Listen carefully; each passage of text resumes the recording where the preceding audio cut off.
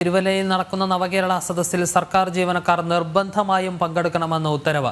Thiruvalla sub കളക്ടറുടേതാണ് ഉത്തരവ്. പരിപാടിയിൽ പങ്കെടുത്തതിന്റെ ഹാജർ കൃത്യമായി രേഖപ്പെടുത്തണമെന്നും ഉത്തരവിൽ പറയുന്നു. MK വിനോദ് ചേരുന്നുണ്ട് വിശദാംശങ്ങൾ നൽകുന്നതിനായി.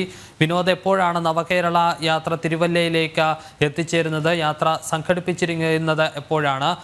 ഈ യാത്രയിലേക്കാണിപ്പോൾ സർക്കാർ ജീവനക്കാരോട് നിർബന്ധമായി പങ്കെടുക്കണമെന്ന് ചൂണ്ടിക്കാണിച്ചുകൊണ്ട് സബ് കളക്ടർ ഉത്തരവ് ഇട്ടിരിക്കുന്നത്. വിശദാംശങ്ങൾ.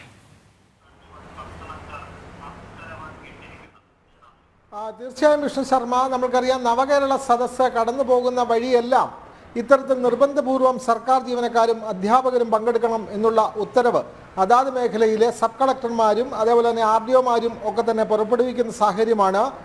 ഇപ്പോൾ ഇന്ന് ഉച്ചയ്ക്ക് 1 മണി മുതൽ വൈകിട്ട് 6 മണി വരെയാണ് തിരുവല്ല നിയോജക മണ്ഡലത്തിലെ നവകേരള സദസ്സ് തിരുവല്ല CSI മൈതാനിയിൽ നടക്കുന്നത്, സ്കൂൾ ഗ്രൗണ്ടിൽ നടക്കുന്നത്. അവിടെ നടക്കുന്ന നവകേരള സദസ്സിൽ നിർബന്ധമായും അധ്യാപകരും സർക്കാർ ജീവനക്കാരും പങ്കെടുക്കണം എന്നുള്ള ഉത്തരവാണ് സബ് കളക്ടർ നൽകിയിട്ടുള്ളത്. ഇത് സംബന്ധിച്ച ഉത്തരവ് തന്നെ ഇറക്കിയിട്ടുണ്ട്. അങ്ങനെ ജീവനക്കാർ വന്നാൽ പോരാ, അവർ കൃത്യമായി ഹാജർ രേഖപ്പെടുത്തുക കൂടി വേണം. അതുകൊണ്ട് മുഴുവൻ സമയവും പങ്കെടുക്കണം.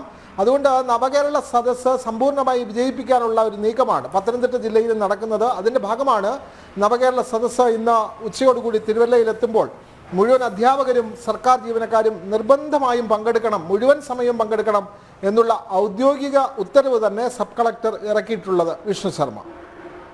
വിനോദ്, കഴിഞ്ഞ ദിവസം നമ്മൾ കണ്ടതാണ് പല ഭാഗങ്ങളിലും ഈ കുടുംബശ്രീ CDS അംഗങ്ങൾക്ക് നിർബന്ധമായും പങ്കെടുക്കണമെന്ന നിർദ്ദേശം, പണപ്പിരിവ് അടക്കം സമാനമായ രീതിയിൽ സർക്കാർ ഉദ്യോഗസ്ഥർക്കും ഈ നിർദ്ദേശം ലഭിക്കുന്നു എന്നുള്ളത് വിചിത്രമായ രീതി തന്നെയല്ലേ സർക്കാരിൻ്റെ? ഇതിനെ ഈ നവകേരള സദസ്സിലേക്ക് ആളെ കൂട്ടുന്നതിനായി സർക്കാർ ഉദ്യോഗസ്ഥരെ വ്യാപകമായി പങ്കെടുപ്പിക്കുന്നത്.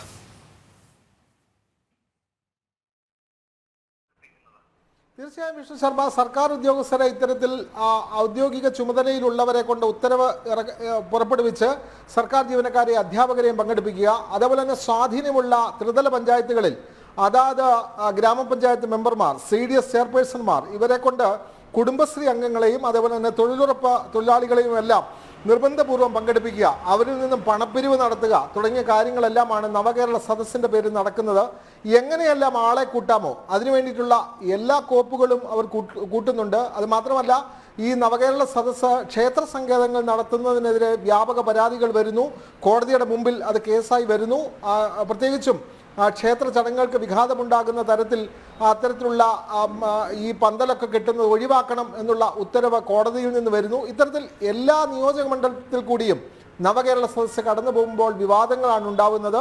സർക്കാർ ജീവനക്കാരും അധ്യാപകരും പങ്കെടുക്കണമെന്ന് ഔദ്യോഗികമായി തന്നെ ഉത്തരവിറക്കുകയാണ്. ഇത്തരത്തിലുള്ള എല്ലാവിധ രാഷ്ട്രീയ സ്വാധീനങ്ങളും ഭരണപക്ഷത്തിലുള്ള പിണറായി സർക്കാർ ഉപയോഗിക്കുന്നതിൻ്റെ ഏറ്റവും ഒടുവിലത്തെ ഉദാഹരണമാണ് ഇപ്പോൾ തിരുവല്ല സബ് കളക്ടർ ഇറക്കിയിട്ടുള്ള ഈ ഉത്തരവ്. വിഷ്ണു ശർമ്മ. തിരുവല്ലയിൽ നടക്കുന്ന നവകേരള സദസ്സിൽ പങ്കെടുക്കണമെന്ന് സർക്കാർ ഉദ്യോഗസ്ഥർക്ക് സബ് കളക്ടറുടെ ഉത്തരവ്. നിർബന്ധമായി പങ്കെടുക്കുകയും ഹാജർ രേഖപ്പെടുത്തുകയും ചെയ്യണമെന്നുള്ളതാണ് ഈ ഉത്തരവിൽ പറയുന്നത്. വിനോദാണ് വിശദാംശങ്ങൾ നൽകിയത്.